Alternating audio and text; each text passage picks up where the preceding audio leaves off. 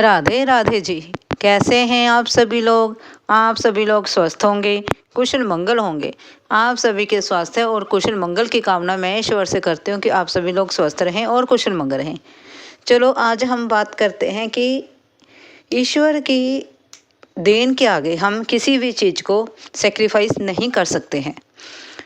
एक बार नदी के किनारे एक लड़का मिट्टी का पुतला बनाए जा रहा था और उसके कान में कुछ कहता और फिर उसे तोड़कर मिट्टी में मिला देता। वह इस प्रकार से ही किए जा रहा था। ना जाने उसने कितने ही पुतले बनाए और फिर उसके कान में कुछ कहता और फिर उसे पुतले को तोड़ देता। वहाँ से राजा जी निकल रहे थे। राजा जी ने पूछा, तुम यह क्या कर रहे हो बालक? वह लड़का बोला कि महाराज, मैं इस पुतले को बनाता हूँ मिट्टी के साथ और फिर इसके कान में पूछता हूँ, क्या तुम राम नाम भजते हो? यह उत्तर नहीं देता है तो मैं इसे तोड़कर फिर मिट्टी में मिला देता हूँ। जब तक ये उत्तर नहीं देगा तो मैं इसे मिट्टी में मिला दूंगा।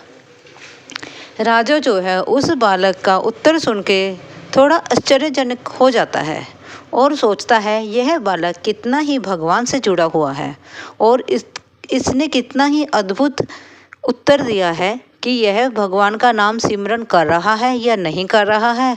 अगर नहीं कर रहा है तो वह से मिट्टी में मिला देता है, क्योंकि वह तो पुतला है, उत्तर कैसे देगा। लेकिन वह बालक है, उसे क्या पता। तो राजा जी उससे पूछते हैं, हे बालक, क्या तुम मेरे साथ महल में चलोगे? वह बालक कहता है, हे राजन, मेरी 4 शर्तें हैं। अगर तुम मानते हो तो मैं तुम्हारे साथ महल में चलूँगा। पहली शर्त, अगर मैं सोऊंगा तो तुम्हें जागना होगा। और दूसरी शर्त, अगर मैं खाना खाऊंगा तो तुम्हें भूखा रहना पड़ेगा राजन। तीसरी शर्त है, अगर मैं वस्त्र पहनूंगा तो राजा जी आपको नंगे रहना पड़ेगा। चौथी शर्त ये है कि अगर किसी भी दिन मैं मुसीबत में पड़ जाऊं तो आपको अपना सारा कामकाज राज्य को त्याग कर मेरी मदद के लिए आना पड़ेगा।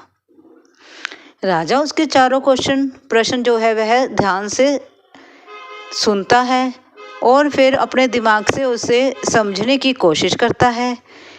फिर उत्तर देता है, हे बालक, यह संभव नहीं है, क्योंकि मैंने पूरे राज्य को चलाना है, तो मैं राज्य का कामकाज छोड़कर तुम्हारी मदद के लिए नहीं आ सकता। और अगर एक राजा नंगा घूमेगा राज्य में तो उसकी प्रजा पर उसका क्या असर होगा। इसलिए यह संभव नहीं है। तो बालक जो है वह बहुत ही सुंदर उत्तर देता है। जरा आप सुनिए क्या उत्तर देता है। वह उत्तर देता है और कहता है, राजन, फिर मैं भगवान को सिमरन करना, भगवान को याद करना, उसका जाप करना छोड़कर तुम्हारे साथ महल में क्यों जाऊं? पहली बात, अगर भगवान जो है सारी रात जागता है तब ही मैं निश्चित होकर सो पाता हूँ। वह खुद भूखा रहकर मुझे भोजन देता है। वह वस्त्र पहने या ना पहने हमें नहीं मालूम है, वह हमें वस्त्र देता है तब मैं वस्त्र पहनता हूँ। और सबसे आखिरी बात जो है, अगर मैं कभी मुसीबत में पड़ जाऊँ तो सारे काम काज छोड़कर ईश्वर मेरी मदद के लिए दौड़ा चला आता है, तो मैं भगवान को छोड़कर तुम्हारे साथ महल में क्यों जाऊँ? ऐसा क्या है महल में जो मैं तुम्हारे पीछे भागूं? मैं नहीं जाना चाहता।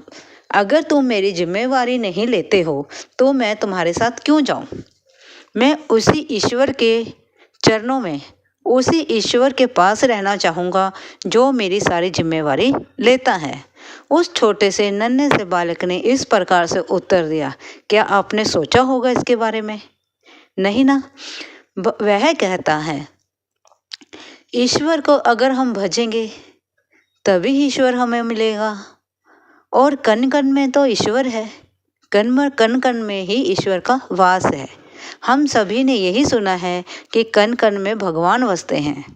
इसलिए हमें सब कुछ त्याग कर व्यर्थ की भाग दौड़ के पीछे समय ना बर्बाद करते हुए, भौतिक चीज़ों के पीछे ना भागते हुए हमें कोशिश करनी चाहिए कि हम ईश्वर के चरणों में, ईश्वर के प्रति अपनी श्रद्धा भावना और प्रेम रखें, ताकि जब भी हम कभी मुसीबत में आएं, वह हमारी मदद करने के लिए बिना सोचे समझे भागा चला आए। अगर आपको यह मेरी छोटी सी लघु कथा अच्छी लगी हो, प्लीज़ लाइक और सब्सक्राइब जरूर करें और प्रेम से बोलें राधे राधे, राधे राधे।